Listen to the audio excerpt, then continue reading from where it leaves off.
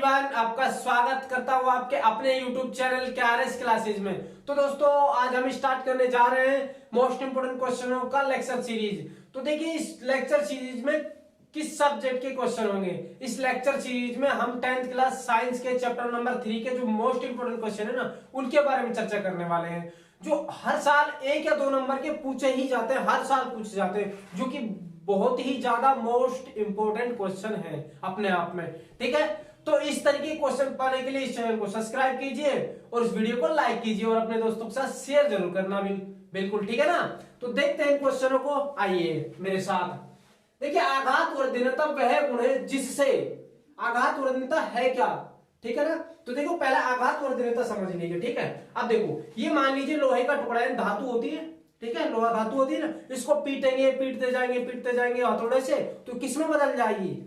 पतली चादर के रूप में बदल जाएगी ना, पतली चादर के रूप में, टीन के रूप में बदल जाएगी ना, पतली चादर के रूप में। इसी को क्या कहते हैं? आघात वर्धनीयता कहते हैं।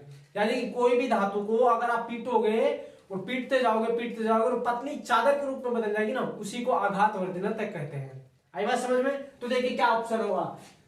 धातु से तार खींचा जा सकता है। अभी अपने क्या पढ़ा है कि पीटेंगे धातु को और कैसे बदल देंगे? चादर में। तो तार तो हम बढ़ा ही ले रहे हैं, तो इससे बड़े रहेंगे, ठीक है। आगे देखिए, धातुओं को पीटकर चादर बनाया जा सकता है। ये तो बात सही है, क्योंकि धातु को पीट कर किस में बदला जा सकता है? चादर के रूप में। तो यही तो धातुओं को आघात वर्धनीयता कहलाता है। तो ये ऑप्शन हमारा बी सही हो जाएगा, ठीक है ना। आप देखिए, तन्यता वह गुण है जिससे, अब तन्यता क्या है, सबसे पहले तन्यता को समझ लीजिए, उसके बाद हम तन्यता का गुण देखेंगे क्या है। देखिए, तन्यता क्या होती है? किसी भी धातु के तार को, जो तन्य है, ठीक है, किसी भी धातु के तार को अगर खींचेंगे ना और वो तार के रूप में बदल जाएगा, ठीक है, अगर उसको खींचेंगे और वो तार के रूप में बदल जाएगा, यही गुण क्या कहलाता है? तन्यता का गुण कहलाता है। अब देखिए, एक मोस्ट इंपोर्टेंट क्वेश्चन है, उसके बारे में बता देता हूं। सबसे अधिक तन्य धातु होता है सोना। अभी पढ़ेंगे आगे जाके क्वेश्चनों में, क्योंकि देखिए, सोना होता है ना, उसके 1 ग्राम से, मात्र 1 ग्राम, आप समझ लीजिए कितना होता है, छोटा सा होता है। 1 ग्राम सोने से 2 किलोमीटर लंबा तार आराम से बनाया जा सकता है, ठीक है ना। तो यहां बात होती है तन्यता का मतलब, समझ आई? धातु से तार खींचा जा सकता है। अरे भाई, तन्यता में करते क्या है? धातु का तार ही तो बना रहे हैं। तो पहला ऑप्शन क्या हो जाएगा हमारा? राइट, एकदम। अब आगे देखिए, निम्न में से कौन सी धातु की तन्यता सबसे अधिक होती है? अभी क्या बताया थोड़ी देर पहले, निम्न में से सबसे अधिक तन्य धातु कौन सी है, ये क्वेश्चन है इसमें। तो देखिए, मैंने अभी बताया था 1 ग्राम सोने से 2 किलोमीटर लंबा तार बनाया जा सकता है। तो इनमें से कौन सा होगा? चांदी होगा क्या? नहीं होगा। एल्युमिनियम नहीं होगा। कॉपर नहीं होगा। तो कौन सा होगा सबसे तन्य धातु? सोना। 1 ग्राम सोने से 2 किलोमीटर लंबा तार, ठीक है ना। अब आगे देख लीजिए, निम्न में से कौन सी धातु की आघात वर्धनीयता सबसे अधिक होती है? यानी कि कौन सी धातु है जिसे पीटने पर वो जल्दी चादर के रूप में बदल जाएगी, ठीक है ना। अब कुछ धातु होती हैं जिनको पीटने पर वो ज्यादा चादर के रूप में बदल नहीं पाती हैं, और कुछ धातु होती है उनपे 2 4 5 हथौड़े की चोट मारी और टूट जाती है, ठीक है। तो ऐसी कौन सी धातु है जिसको चोट मारने पर सबसे पतला हो सकता है?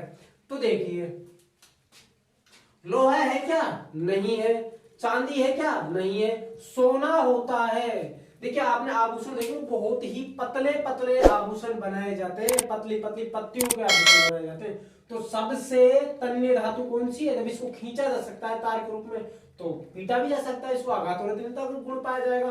तो कौन सी धातु होगी? सोना होगा। जिंक भी नहीं होगा। तो हमारा राइट आंसर क्या हो जाएगा? सी ऑप्शन हो जाएगा। आगे देखिए, धातुओं का वह कौन सा गुण है जो कठोर सतह से टकराने पर ध्वनि उत्पन्न करते हैं? इसको कहते हैं धान्विकता।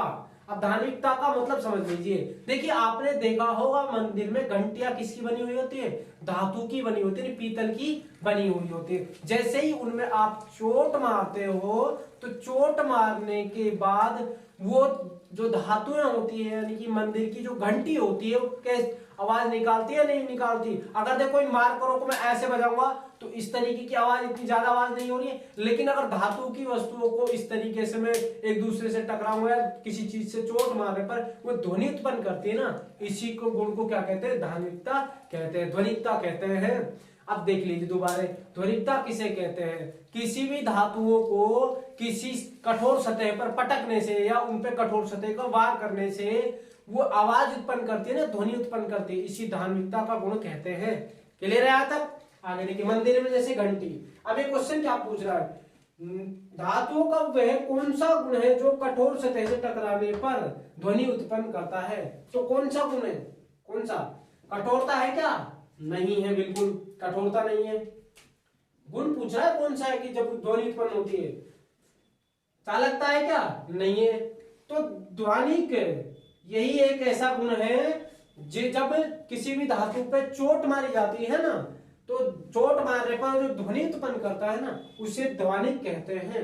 आई बात समझ में? और तन्यता तो है ही नहीं, तो हमारा राइट आंसर क्या हो जाएगा? ध्वनिक हो जाएगा। आगे देखिए, कौन सी धातु है जो कमरे के ताप पर द्रव अवस्था में पाई जाती है? ये थोड़ा इंपॉर्टेंट क्वेश्चन है, कई बार अक्सर पूछा जाता है, इंपॉर्टेंट है। ठीक है, कौन सी धातु है? धातु देखिए सामान्यतः कठोर अवस्था में पाई जाती है। अब आप लोहा देख लो, पीतल देख लो, तांबा देख लो, ये सभी धातुएं कौन सी अवस्था में पाई जाती है? ठोस अवस्था में पाई जाती है। ठीक है, लेकिन ये पूछ रहा है कि कौन सी धातु है। ये अपवाद होते हैं जो कुछ धातु होते हुए भी, क्योंकि सामान्य धातु होती है ना वो कठोर पाई जाती है, बट कुछ ऐसी धातुएं होती हैं जो द्रव अवस्था में भी पाई जाती है। अब ये पूछ रहा कौन सी धातु है वो, तो मरकरी होता है, पारा होता है, जो डॉक्टर के थर्मामीटर होता है बुखार वगैरह चेक करने के लिए, उसमें भरा होता है मरकरी, पारा बोलते हैं जिसे, वो कमरे के ताप पर द्रव अवस्था में लिक्विड फॉर्म में पाया जाता है। आई बात समझ में? तो कौन सा एग्जांपल होगा? चाहे देखिए पारा कह लीजिए, इसको चाहे पारा कह लीजिए, पारा, और चाहे कह लीजिए क्या? मरकरी। ठीक है, यहाँ पर सर्च कीजिए कौन सा ऑप्शन है। सी ऑप्शन हमारा बिल्कुल सही होगा। मरकरी कह लीजिए या पारा कह लीजिए, या कहीं पर ऐसे भी लिखा मिल सकता है Hg, इसका क्या है? प्रतीक है। Hg क्या है? इसका प्रतीक। Hg का मतलब भी क्या होता है? पारा ही होता है। आई नो बात समझ में? यहां तक। आगे देखिए, कौन सी अधातु है जो विद्युत की सुचालक है? अधातु की बात हो रही है यहाँ पर। धातुएं जैसे लोहा, तांबा, सोना, चांदी, सिल्वर, जिंक, ये सभी जो धातुएं होती है, अगर इनमें लाइट प्रोवाइड करेंगे, जैसे कि लोहे का तार है, यहां से लाइट लगाई तो यहां मिलेगी नहीं मिलेगी? हमको लाइट पहुंच जाएगी ना। ये बहने का गुण है, यानी सुचालक है ये। ठीक है, ये धातु है तो इसमें विद्युत धारा बह सकती है, इसको बोलते हैं सुचालक। ठीक है, अब अधातु की बात हो रही है। अधातु क्या होती है? जैसे लकड़ी, प्लास्टिक, गैस, ये सभी क्या है? अधातु होती है। क्या इन अधातु में विद्युत धारा प्रवाहित हो सकती है? क्या नहीं हो सकती है। लेकिन इसने पूछा है कौन सी अधातु है जो विद्युत की सुचालक है। तो देख लीजिए, विद्युत सुचालक मतलब जिसमें विद्युत धारा बह सकती है। तो मैं बताता हूं आपको, आप पेंसिल यूज करते हो ना, 5 रुपए की, 2 रुपए की आती है, जो बच्चे यूज करते हैं ड्राइंग करने के लिए, पेंसिल। ठीक है, वो उसका जो दाना होता है वो ग्रेफाइट का बना होता है। किसका बना होता है? ग्रेफाइट का। ग्रेफाइट अधातु होती है, कार्बन का अपर रूप होती है ग्रेफाइट, वो अधातु होती है। अधातु होते हुए भी उसमें विद्युत धारा प्रवाहित हो जाती है, यानी कि उसमें विद्युत धारा बह सकती है। देखिए आगे कौन सा ऑप्शन है वो, कौन सी अधातु है जो विद्युत की सुचालक है? अधातु की बात हो रही है, यहां पर पकड़ना बात। अधातु किसकी बात हो रही है? अधातु की। तो कौन सी अधातु है? ब्रोमीन नहीं है, आयोडीन नहीं है, ग्रेफाइट। कौन सी? ग्रेफाइट। इनमें से कोई ये भी गलत ऑप्शन है, तो हमारा सही ऑप्शन क्या हो जाएगा? ग्रेफाइट। आगे देखिए, कौन सी धातु है, सॉरी कौन सी अधातु है जिसमें धातु जैसी चमक पाई जाती है? यहां पर भी देखिए किसकी बात हो रही है? अधातु की बात हो रही है। यहां पर भी किसकी बात हो रही है भाई? अधातु की। तो देखिए धातुएं होती है ना, जैसे कि आपने सोना देखा है, नया नया होता है बिल्कुल, उसमें एकदम चमक होती है, और सोने में तो चमक होती है। या कोई भी लोहे की नई वस्तु लेके आते हो, थाली, उसमें कितनी ज्यादा चमक होती है। नया आभूषण, आभूषण मतलब गहने, चमक होती है ना। तो मुख्यतः धातुओं में चमक पाई जाती है। क्या पाई जाती है? चमक, यानी चमकते हैं वो। ठीक है ना। अधातुओं में ऐसा कोई गुण नहीं होता है। लकड़ियों में होता है कैसा गुण? अधातु तो है लकड़ी। प्लास्टिक में होता है ऐसा गुण? नहीं होता। तो ये अधातु होते हुए भी उसमें चमक उत्पन्न होती है। कौन सी अधातु है वो? अपवाद है ये भी भाई। तो कौन सी धातु है? आयोडीन होती है ना, आयोडीन, वो एक ऐसी अधातु है जो चमक उत्पन्न करती है। क्या उत्पन्न करती है भाई? चमक उत्पन्न करती है। देखिए कौन सा ऑप्शन हो गया? ग्रेफाइट नहीं है, आयोडीन है। क्या है? आयोडीन। और ब्रोमीन भी नहीं है, क्लोरीन भी नहीं है। सही ऑप्शन क्या हो जाएगा हमारा? आयोडीन। क्लियर है यहां तक? आगे देखिए कौन सी धातुएं हैं जिन्हें चाकू से काटा जा सकता है? अब एक बात बताइए मुझे आप अच्छी तरीके से, धातुएं होती हैं जिनको चाकू से काट सकते हो क्या तुम? नहीं काट सकते ना। लेकिन धातुएं मतलब लोहा, पीतल, तांबा, ये सब चीजें, क्या इनको आप चाकू से काट सकते हो क्या? नहीं काट सकते ना। लेकिन इनमें भी अपवाद है। कुछ ऐसी धातुएं होती हैं जिनको चाकू से काटा जा सकता है आराम से, बिल्कुल। ठीक है, अब वो कौन कौन सी धातु होती है देख लीजिए। सोडियम होता है, पोटेशियम होता है। आगे देखिए, देखिए निम्न में से कौन सी धातु है जो चाकू से काटी जा सकती है? देखिए जो लिथियम होता है ना, उसे भी हम चाकू की सहायता से काट सकते हैं आराम से, याद रखोगे ना। और जो सोडियम होता है उसे भी हम चाकू की सहायता से आराम से काट सकते हैं। और जो पोटेशियम होता है ना, उसको भी हम चाकू की सहायता से आराम से काट सकते हैं। तो तीनों जब ऑप्शन सही है तो क्या लगा देंगे हम? उपयोग सभी। तो हमारा सही आंसर क्या हो जाएगा? उपयोग सभी। क्या इन सब चीजों को याद रखोगे? निम्न में से कौन सी धातु है जिसे चाकू से काटा जा सकता है? बाकी धातु कठोर होती है लेकिन ये इतनी नरम होती है कि इनको चाकू से काट सकते हो आराम से। Sodium, lithium, potassium. क्लियर है? याद रखोगे आराम से। चलिए आगे देखिए, ऐसी कौन सी धातुएं हैं जिन्हें हथेली पर रखने से पिघल जाती है? आप देख लो, ये भी बड़ा लफड़ा हो गया। अब ऐसी भी धातुएं हैं क्या जिन्हें हथेली पर रखो और पानी की तरह बन जाएगी? बताओ, होता है कि कहीं? लेकिन होता है, ये भी अपवाद है। अरे धातुएं तो हमने पढ़ा था कठोर होती है बिल्कुल, लेकिन यहां तो उल्टा ही चल रहा है सिस्टम। होता है ऐसा। देखिए ऐसी कौन सी धातुएं हैं हथेली पर रखने से पिघल जाती है? जो हथेली पर रखने से ही पिघल जाती है। कौन कौन सी? देखिए एक तो होता है गैलियम धातु, जो हथेली पे रखो और पानी की तरह पिघल जाएगी भाई। एक होता है सीजियम, ये भी ऐसी होती है, इसको हथेली पे रखा और ये पिघल जाती है। लेकिन लिथियम नहीं होता है, ये ऐसा नहीं होता। इसको चाकू से काट सकते हो बट इसको हथेली पर रखोगे तो ये नहीं पिघलेगी, लेकिन बहुत ज्यादा क्रियाशील होते हैं। ठीक है ना। अब आगे देखिए कौन सा ऑप्शन सही होगा? फिर ये दोनों सही है तो इसमें क्या लगा देंगे? डी ऑप्शन हमारा सही हो जाएगा। ए एंड बी, यानी कि जो दोनों ऑप्शन है ए और बी, ये क्या है? दोनों बिल्कुल सही है। ठीक है ना। कौन कौन सी धातु? गैलियम और सीजियम। क्लियर है? आगे देखिए, निम्न में से सबसे कठोर प्राकृतिक पदार्थ है। मतलब क्वेश्चन क्या है कि निम्न में से कौन सा पदार्थ है जो प्रकृति में सबसे कठोर है? यानी कि प्रकृति से प्राप्त हुआ है, मानव निर्मित नहीं है। लेकिन मानव निर्मित हीरा भी होता है जो भी बहुत ज्यादा कठोर होता है, लेकिन वो प्रकृति से मिलना चाहिए और वो सबसे ज्यादा कठोर होना चाहिए। पूरी प्रकृति में सभी वस्तुओं से क्या होना चाहिए? सभी पदार्थों से कठोर होना चाहिए। कौन सा होता है? आपने नाम सुना ही होगा, हीरा, जो कि बहुत ज्यादा महंगा होता है, डायमंड बोलते हैं जिसको। ठीक है, तो हीरा जो होता है वो सबसे कठोर होता है। ठीक है, प्राकृतिक है, ये प्रकृति से प्राप्त होता है। जब जल के साथ अभिक्रिया करके धातुएं कौन सी गैस उत्पन्न करती हैं? जब धातुएं होती हैं वो जल के साथ अभिक्रिया करती हैं तो कौन सी गैस निकलती है? क्वेश्चन हमारा ये पूछा गया है भाई। तो देखिए ऑक्सीजन गैस नहीं निकलती है। जब भी धातुएं जल के साथ मुख्यतः क्रिया करती हैं तो हाइड्रोजन गैस निकलती है। ठीक है ना। तो क्या ऑप्शन हो जाएगा हमारा? हाइड्रोजन, यानी बी ऑप्शन हमारा राइट हो जाएगा। ये भी गलत होगा और ये भी गलत हो जाएगा। ठीक है ना। अब आगे देखिए, अम्ल के साथ अभिक्रिया करके धातुएं कौन सी गैस मुक्त करती हैं?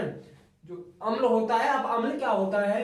वे पदार्थ जो स्वाद में खट्टे होते हैं ना, उनको अम्ल कहते हैं। जब भी धातुओं की अम्ल के साथ रिएक्शन कराई जाती है ना, हमेशा, कुछ धातुओं के साथ नहीं होता है लेकिन अधिकांश धातुओं के साथ जब भी अम्ल के साथ रिएक्शन कराएंगे तो क्या हो जाएगा? हाइड्रोजन गैस मुक्त होती है। कौन सी गैस निकलेगी? हाइड्रोजन गैस निकलेगी। ठीक है ना। अब आगे, जो कि हर बार पूछा जाता है ये क्वेश्चन। ठीक है, देखिए अम्ल राज में हाइड्रोक्लोरिक अम्ल, यानी कि देखिए हाइड्रोक्लोरिक अम्ल का मतलब होता है HCl। ठीक है, वह नाइट्रिक अम्ल, नाइट्रिक का अम्ल का मतलब होता है HNO3, HNO3, ये नाइट्रिक अम्ल होता है, ठीक है। अम्लराज में हाइड्रोक्लोरिक अम्ल व नाइट्रिक अम्ल का अनुपात कितना होता है? देखिए सबसे पहले तो अम्लराज का उपयोग देख लीजिए। अम्लराज होता है, इसका उपयोग किया जाता है आभूषणों को साफ करने में, इसका उपयोग करते हैं, ठीक है। तो अम्लराज बनाया कैसे जाता है? फिर अम्लराज बनाने के लिए 3 भाग तो क्या लेंगे? HCl। कितना भाग लेंगे? 3 भाग। जैसे मान लीजिए 1 लीटर बनाना है मुझे, और वो 1 लीटर 4 गिलास से बन जाएगा। कितने गिलास से बनेगा? 4 गिलास में। गिलास में 1 लीटर फुल भर जाएगा। तो देखिए उस अनुपात में, उस लीटर में हमको 3 भाग तो किसके लेने पड़ेंगे? HCl के। 3 गिलास तो हमको HCl के भर के डालने पड़ेंगे, और 1 भाग होता है ना, वो भाग डालेंगे हम किसका? नाइट्रिक अम्ल का, ठीक है ना। 3 भाग तो HCl के, 3 भाग HCl के, और 1 भाग किसका? नाइट्रिक अम्ल का, HNO3 का, नाइट्रिक अम्ल का। तो इसका अनुपात कितना हो जाएगा? किस अनुपात में मिलाए जाते हैं? 3:1 में। पहले हाइड्रोक्लोरिक अम्ल है तो पहले 3 आ गया, 3 ले रहे हैं, 3 भाग हाइड्रोक्लोरिक का। पीछे नाइट्रिक है तो नाइट्रिक का कितना भाग ले रहे? 1, तो ये नाइट्रिक हो गया। तो सही ऑप्शन हमारा क्या हो जाएगा? 1:3 नहीं होगा, ये भी नहीं होगा, ये भी नहीं होगा, और ये भी नहीं होगा। तो सही ऑप्शन हमारा क्या हो जाएगा? बी, ठीक है। 3:1 होता है। आगे देखिए, निम्न में से कौन सी धातु सबसे कम क्रियाशील होती है, सबसे कम अभिक्रियाशील होती है? देखिए ऐसी कौन सी धातु है जो सबसे कम क्रियाशील होती है? अब सबसे कम क्रियाशील का मतलब सुन लीजिए, जो मतलब किसी से क्रिया ही नहीं करती, जिसको अपनी दुनिया में मस्त रहना है, किसी से कोई लेना देना ही नहीं है, ठीक है। तो कौन सी धातु है वो? तो देखिए आपने कभी देखा होगा, जो चांदी होती है वो भी हमारी काली काली पड़ जाती है। किसके कारण? सल्फर गैस के कारण, ठीक है। सल्फर गैस से अभिक्रिया करके, CO2 गैस से अभिक्रिया करके वो काली पड़ जाती है। लेकिन जो सोना होता है ना, वो हमारा काला नहीं पड़ता, यानी उस पर जंग नहीं लगता, वो किसी से क्रिया ही नहीं करता है। तो कौन सी धातु की सबसे कम क्रियाशील? देख लीजिए इनमें ऑप्शन। पोटेशियम, पोटेशियम तो बहुत ही खतरनाक है। अगर इसको हथेली पर रखोगे ना तो हथेली से आग पकड़ लेगी, पसीने आएंगे उस हथेली से, ठीक है। तो ये तो सबसे अधिक क्रियाशील है, ये भी नहीं होगी। सिल्वर भी नहीं होगा। सोडियम भी बहुत क्रियाशील है, इसीलिए इन दोनों धातुओं को मिट्टी के तेल में डुबो कर रखते हैं ताकि ऑक्सीजन के संपर्क में ना आए, ठीक है, क्योंकि ऑक्सीजन के संपर्क में आते ही आग लग जाएगी। आगे देखिए, डी ऑप्शन, सोना कह लो या गोल्ड कह लो, ठीक है। सोना हिंदी में बोल लो, गोल्ड इंग्लिश में, ठीक है ना। तो सोना होता है जो कम क्रियाशील होता है, ये किसी से क्रिया नहीं करता है इतनी ज्यादा, ठीक है। आयनिक यौगिकों का उदाहरण दीजिए, जो कि नेक्स्ट क्वेश्चन है। आयनिक यौगिक क्या होते हैं? जो आयनों से मिलकर बने होते हैं, आयनों में विभक्त होते हैं जब उनको जल में घोलते हैं। तो आयनों में घोलने का मतलब क्या है? जैसे कि देखिए ये मैंने जल ले रखा है, ठीक है ना। इसमें नमक का फॉर्मूला क्या होता है? NaCl, sodium chloride. जब मैं इसको जल में घोलूंगा ना तो पता है किसमें घुल जाएगा? ये घुलता है Na+ और Cl-। आयन होते हैं प्लस और माइनस, भूल गया ना, प्लस और माइनस में। तो देखिए इनमें ऑप्शन कौन सा है? CH4 भी नहीं होगा, CO2 भी नहीं होगा, NaCl। ये किस में घुलेगा? जल में जब घुलेगा तो किस में टूट जाएगा? Na+ और Cl- में घुल जाता है। तो देखिए इसी तरीके के क्वेश्चन कुछ और कराएंगे। तो वीडियो आपको पसंद आई तो वीडियो को लाइक कीजिए और अपने इस चैनल को सब्सक्राइब कीजिए और हमें सपोर्ट कीजिए। तो मिलते हैं नेक्स्ट क्लास में। Bye bye, take care. इसी तरीके की वीडियो को, ठीक है, मिलते हैं।